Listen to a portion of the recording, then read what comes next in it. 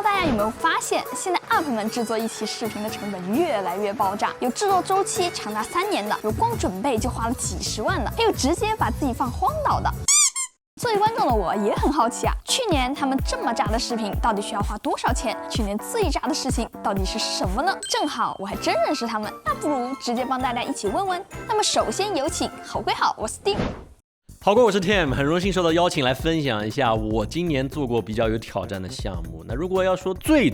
猛的，那应该还是我们荒岛的直播，就是我们这个剧多多综艺系列开创，每期节目可能都是100天40个人一起在做，然后成本的话就会很高，比如荒岛直播可能300万，然后我们接下来要发的一期节目可能也得到100万级别的这个预算。当然对我们公司来说呢，就是哪怕犯错了就也还好，但重点还是在于大家投入的精力如果被浪费了，这个感觉超级难受。所以说我们一直在想办法探索怎么样能把这种综艺节目给做得更好一些。那除了大规模项目之外，我们还有一些常规节目今年很有挑战，比如说像这个 iPhone 17的评测，各位可能很难想象我们有50个人在这个项目里面，就是为了在4天的时间之内把这个节目赶出来。就我觉得我们真是拼了劲，全部拉满的状态。你要说今年是哪期节目，应该就是 iPhone 17的这个评测。哪怕到现在手机发布这么久之后，你再在互联网上看，我估计你可能也很难找到近似信息量的节目。就并不是我们装啊，就确实当时我们就是真的在 iPhone 发布之前1个半月，我们就已经开始组织会议讨论怎么制作了，所以做了大量的前期筹备，最终才把这个视频给做出来。然后我们的评测，我觉得很重要的一点就是我们都是实拍，就虽然说讲参数是有价值，但是我还是想让大家看到，就是如果影视飓风我们用最好的态度来把这个设备用好，能拍成什么样，这是我觉得我们评测和别家不太一样的一点。但实拍你要知道花的精力就太大了，就各种样片，你本质上再拍一条电视广告，你在一条频道的评测里面融入了一条电视广告，这个成本就很高。但我们还是比较喜欢做这件事情的。明年的 iPhone 评测，如果有折叠屏的话，我们应该会做得非常带劲。所以这就是我们今年最有挑战的项目。作为观众可能无法想象啊，把一个人丢到一个荒岛，连房子都没得住，竟然能花300万。但实际上看了 Tim 的幕后揭秘，才发现这里竟然有这么多人员设备需要去协作。从我昨天收到 Tim 的视频，我就一直在想，到底什么才是更酷的视频？虽然看上去他们单期视频的成本巨大，但是可能怎么去花这个钱，才是一个真正巨大的挑战。可以说，去年的影视飓风把直播和数码新品的视频做到了一个全新的高度。那段时间，就连我妈都问我 Tim 怎么去荒岛了。那么有请下一位。七里的观众朋友们，大家好啊，很高兴又见面了。2025年，我做过最炸的一件事情是做了一台可以把音乐点亮的魔法钢琴。之所以做这个，是因为2年前我刚开始学钢琴时，总是感觉它缺了点什么。音乐明明那么有冲击力，却没有办法被看到。所以我们开始了各种尝试，前后做了4套不同原理的视觉钢琴。烟雾、波环、颜料、油滴，基本上试了所有能想到的方案，但都不怎么理想。最后才整出来这个可以自己发光的魔法钢琴。这个项目的成本确实挺爆炸的，各种原型的电机和定制零件得10多万，这个亮起来的背景灯材料加安装花了6万，这个定制的玻璃钢要9000块，还碎了一个，顺便把整个钢琴的电路搞坏了。但成本最高的还是时间。这个项目开始的时候是2023年的1月，中间很多次因为技术上的困难和效果的不如意，让我们不知道该怎么推进，但是一直在想办法。我自己也学了快3年钢琴，好在看到最后的效果时，我感觉这一切都值了。总之，欢迎大家来看看我们这个魔法钢琴的视频。感谢切里的邀请，再见朋友们。我很佩服何同学的地方是3个月的纸飞机流水线，2年的手机充电实验，现在甚至还有3年的可视化钢琴。他对每一个项目都有超出想象的耐心。那接下来的这一位可以说完全是燃烧时间来收集素材的王者了。去年带我们重新认识了比邻的琉球、首尔，还有遥远的非洲加州，更有我最喜欢的回访环节。看到了25年割裂的日本，而且这么高规格的视频还一期比一期好，这是怎么做到的？我们今年最炸的视频应该是26年1月份会更新的一集，在老挝呢发现了非常多的爆炸物，这些爆炸物呢其实是在越战期间，那么美国为了在老挝封锁越共的后退的这么一条通道，所以呢连续有接近8到10年，每天都要轰炸老挝的川矿地区，所以到现在为止，在那个地方依然有大概8、9千万枚的炸弹还没有被引爆，这些炸弹埋藏在田间、地头，甚至有可能是在公路之外的小花园里。你在那个地方生活，你只要是一不小心，就有可能发现里面没有爆炸的炸弹。所以我们今年最炸的事儿是，我们去到那里，我们花钱雇了一个排爆队，我们一起把当地小学操场里的爆炸物给排掉了。我们也拍摄了非常多的跟当年越战以及爆炸物有关的人和事儿。到目前为止，我们已经花出了有接近70万的预算，就不算爆炸物这些。爆炸物这是单独花的，但是一个镜头都还没拍上，因为这里的局势很复杂，我们依然在等待。所以这件事让我非常的焦虑，但是没有任何办法，我只能继续等待。这就是我今年干的最炸裂的事儿。谢谢。丙叔的视频真的对我有非常大的影响。过去我的视频基本上都围绕着小小的工作室，有限的外出也围绕着几个大城市。但每次看到丙叔给我们展示非洲沙普的浑身顶奢，走在首尔繁华的街头，我都会被世界的不同所震撼，也因此对更广阔的世界有了更多的兴趣。也正如我去年所想的那样，留更多的时间来探索世界各地好玩的、好康的。那丙叔的视频更多的是让我在工作或者是内容上面做出了改变，而接下来的这一位则是鼓起勇气在人生的道路上做出了改变。Hello， 大家好呀，我是叉叉，很高兴千里来邀请我拍这个年末总结视频，因为去年的视频我也看了，对比起来，2025年我炸的事情显得很小。在上半年，我个人经历了一点小小的变化，同时在现在 UP 主接商单越来越困难的情况下，我拒绝了好几个商单，还降低了更新频率，就是为了把雅思考出来。听上去这非常的学生思维，身边也有很多人都不能理解，但我当时特别确定一件事，如果我现在不做，如果我把学习的热情磨没了，以后就可能再也捡不起来了。下半年我独自出发，抱着对知识和这个世界的好奇，也抱着存款只出不进的决心，开始了我在伦敦的求学生活。我从原来的建筑学跨到了传媒，还修了人类学的课。有一次我在赶作业，电脑上同时开着20个 PDF 和参考文献，手边是787没剪的素材，手机里面全是代办。因为时差，连提示音都没有，安静的可怕。然后窗外就是那种永远都不会放晴的伦敦天，我才知道跳出舒适区不是热血，是真的会疼的。但是很多观众呢会觉得我的选题更丰富、更深度了，我想这个就是疼痛换来的礼物。那么关于成本，像这种说话类的视频，每一期都是1个亿的脑细胞。旅行类视频的单期成本在1到2万左右，再加上前期做功课、踩点、设备和服化道，除了这些有形的成本，更多的是无法摊入账目的。因为很多投入是我在生活、在学习、在体验世界，它不只是为了镜头。另外，我也想说，拍视频这件事从来都不是有流量的人才有成本，很多普通人拍视频记录自己的生活，同样在花时间、精力、设备和情绪，只是没那么多回报。这让我更加珍惜表达，也更想把每一次分享做好。为此，我愿意继续付出代价。那么，以上就是我2025年最炸的小事儿。虽然叉叉自己说他的事情很小，但其实我一点都不觉得小。我可能在创作上面非常的有激情，明天要去探索更大的世界，我要做出更强的视频。但是我真的有勇气放弃收入，走出舒适圈，一个人来到一个陌生的城市学习生活吗？花1年的时间学习沉淀，这放在一个人生的尺度，难道真的不炸吗？希望屏幕之前的你在读高中、大学，学的是自己喜欢的专业，或者是一项实用的技能，在看似平淡的学习生活里，也能像叉叉一样找到小炸的幸福吧。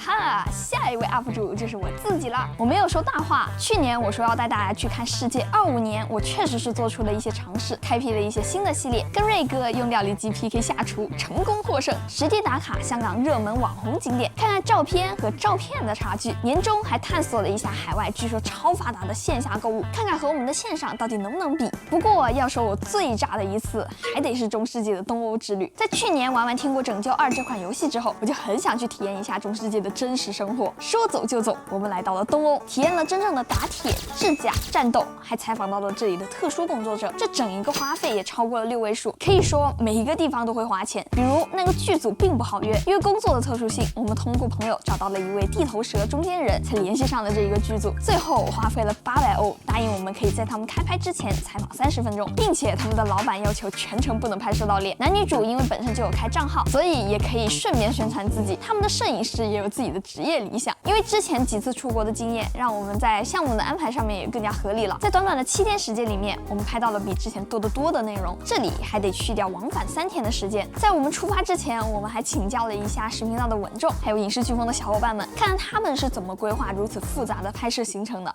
总之，这样的项目真的非常考验随机应变的能力，你并不能在出发之前就做足所有的规划，一定有行程是需要现场临时调整的。怎么样充分利用好行程时间，在不同的场景里面做取舍，就是这种项目最难的部分了。也是在去拍这种项目的过程中，我更加佩服其他UP主们了。文中跟我说，他和丙叔出去拍片，基本上相机全程待命，稍微一个不注意就会错过素材。每次跟他们聊完，就发现自己有太多需要学习的地方了。那么今年我也会继续带大家去看世界的。下一次大家想看见什么呢？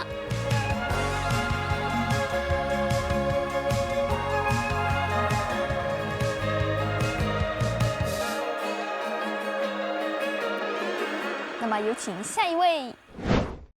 Hello， 大家好，我是极速拍档的 Jackie。在2025年呢，其实我们拍摄了很多很有意思的项目。我自己印象最深刻的，肯定就是我们 MPV 的栏目啊，因为把几台这种万元的买菜车啊，然后开到广西去，开到国门去。在年底呢，我也跟我小时候的偶像 Richard Hammond 啊，去一起拍摄了一期聊车的内容。我觉得这些都是很好的节目。但如果说有哪个项目我认为是最疯狂、最难忘的，那一定是把我的帝豪运到德国去啊，因为其实这个项目呢。起因是因为当时候最早拍帝豪的时候呢，我答应了粉丝们啊，如果点赞够的话，我就会把这台车送到德国的不限速高速。因为其实当时候自己买帝豪呢，是看中了它非常夸张的数据，我就说哇，怎么可能有这样子的车？买回来以后我很开心啊，我觉得以下犯上，可以挑战各种的性能车。但最终呢，其实发现有点落差的，因为它只是动力特别强，但其他东西跟不上，所以呢，最后呢，它就变成了我一台家用车了。所以这次送去德国呢，其实除了是满足粉丝的一个小诉求以外呢，更重要的就是我要去圆自己的一个小心愿，我要去验证一下到底王杰克是不是一个很懂车的男人，到底我看上的车它行和不行。所以呢，这次拉去德国2个目的，一就是跑德国的不限速高速公路，看看一台几万块的家用车能做到什么样的成绩；二呢，就是看看纽博格林这条被誉为绿色地狱的赛道，20多公里它能不能扛得下来。那最终呢，他在德国的不限速高速公路考出了超过250的时速，在纽北呢 BTG 的这个圈速呢做到了9分钟以内，这是一个非常夸张的数据。你要知道，这仅仅是一台几万块的家用车，所以其实这个项目呢，它虽然耗费了几个月的时间，包括运输啊，然后还有前期后期啊，但我觉得它是非常值的，因为它给德国人证明了中国家用车入门的都可以做到这样的水平。这个其实就是中国汽车工业发展的一个特别重要的一个，我认为吧，算是一个转折点吧。但是其实呢，也有很多人不理解为什么要做这个项目，因为它其实是完全没有商业的。最早呢，我还问过吉利，我说，你看我作为帝豪的用户这个深度爱好者重度粉丝，是不是可以支持一下我的运车费用呢？但最后呢，吉利说，因为这个车毕竟已经停产了，所以其实他们对这个项目的兴趣并没有那么大。于是呢，我们就把它当成是一个原创项目，自己运出去。那当然了，也要感谢教主的支持，因为他当时候呢有一个车我用了拼好柜的方式，2台车呢拼了一个货柜，所以呢节省了我很多这个运车的成本。所以呢，其实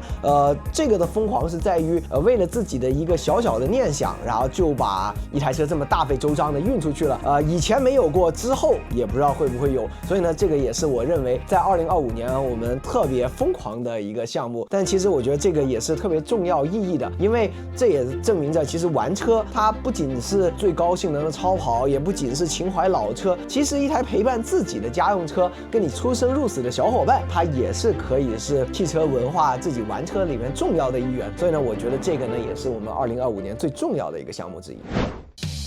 他真的超爱。如果是一个纯商业公司，连品牌自己都不愿意出钱的情况下，是不可能把项目落地的。如果不是真的热爱，真的做不到这种程度，愿意自费完成这个挑战了。我想这就是做自媒体的意义吧，把自己热爱的做成视频分享给大家。那你说这热爱扛不扛动呢？Hello， 大李子频道的朋友们，大家好，我是小卢 Lawrence。2025年我干过最炸裂的一件事，就是我现在在南极。是的，一个说走就走的旅行，我们没有做任何的计划。我们已经结束了6、7天的一个行程以后，现在在智利的科考站等待一个飞行的窗口能够离开这里。但是昨天晚上暴风雪，这边的风超级大，估计我不确定今天是否能飞，但是我们光飞可能就需要留2到3天等待窗口。真的到南极里面的时候，还是完全不一样的人生体验。我们在南极的时候顺利的登陆了很多次，然后也做了巡游等等。拍到了很多特别棒的素材，然后也拍到了很多像 Discovery 一样的画面，比如说我们拍到了贼欧去偷企鹅的金图企鹅的小宝宝，我那一刻还真的让我们觉得挺伤心，但又觉得这是大自然的一部分。岸的那边大家可以看到，那边有几个小小的小房子，那边就像集装箱一样，跟大家想象的不一样。科考站其实就像集装箱一样，就是这边的条件还是很艰苦的。长城站是在另外那一面，我们这一次没有机会，因为要申请，没有机会能够到了。我觉得长城站可能要下一次才能到，也是给这次的南极之行留了一点遗憾。但无论如何，千万不要觉得南极是什么非常遥远的事情，回头可以看我的节目，因为这里甚至免费，你只要去训练自己的应有的技能，训练自己的英语，你也有可能够加入这艘船，成为他们这艘船的一员。当然是做工作人员啊，所以这一次会让我觉得，完全打开思路的一次体验。就这样，拜拜。南极的小高雅人是真的太可爱了吧，看得我都想抽 Q 币了。你抢 Q 币吗？咱深圳最冷的地方应该也就是冰箱啦。那么有请下一位。Hello， 大家好，我是柴西。今年做过的最有挑战的项目啊，那应该是和诺子去冰岛那个吧。其实刚开始接到这个项目的时候，我会有点不知道该从何下手，怎么能够带一位视障朋友去感受冰岛的独特，真的是让人非常头疼的问题。那后来呢，看了刘慈欣的《戴上他的眼睛》，我们有在想，是不是可以通过放大其他感官体验来带诺子打开一个完全不一样的冰岛。这个项目其实它是有一些客观的困难的，比如说冰岛的动物入境检疫其实是非常严格的，所以我们没有办法带着导盲犬小优一起入境冰岛。加上诺子有一些肢体平衡障碍，那诺子的行动上面可能是会有一些不太方便的。其次是冰岛非常大，并且气候说实话真的挺恶劣，大家看视频上感觉黑沙滩、钻石海滩啊非常美，但事实上那个风真的是刮得人走都走不动。整个旅途真的还挺辛苦的，但是诺子都坚持下来了，而且这个也是我今年花费最高的项目，可能花了得有10几万吧。对比像 Tim 啊、丙叔那种动辄上百万的制作来讲，可能已经显得有点微不足道了，但它确确实实是对于我目前这个小团队来说一笔比较大的制作支出了。但是整个项目完成下来以后，不管是诺子的反馈还是观众的反馈，还是让我有一种热血的帮助了他人的那种满足感。之前我问过诺子，去一个地方旅游，假如看不见，会不会没有意义？诺子跟我说，旅行的意义不仅仅是看，其实还能闻到、摸到这个地方独属的感觉，还有在这个地方的独特经历。不过想想好像也确实，视觉奇观可能是旅行中很惊艳的一环，但是最令人难忘的还是旅行途中发生的各种事情。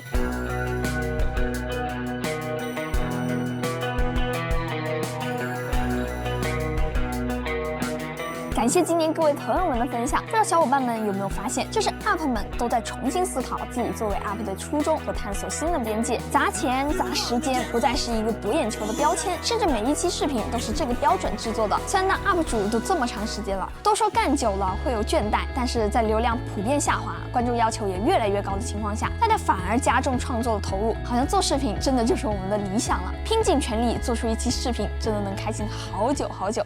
那么好啦，这么多好玩的项目，不知道你们觉得哪个最有意思，哪个又最值呢？大家也可以在弹幕或者是评论里面分享一下过去的一年你们做过最炸的事情。那么最后，祝各位在2026年事事顺利，新年快乐！祝各位观众朋友们新年快乐！希望大李子频道的朋友们一切顺利，赚大钱，然后自己都能去到自己想去的地方，自己都能够在自己的人生轨迹上有所成就。祝大家新年快乐！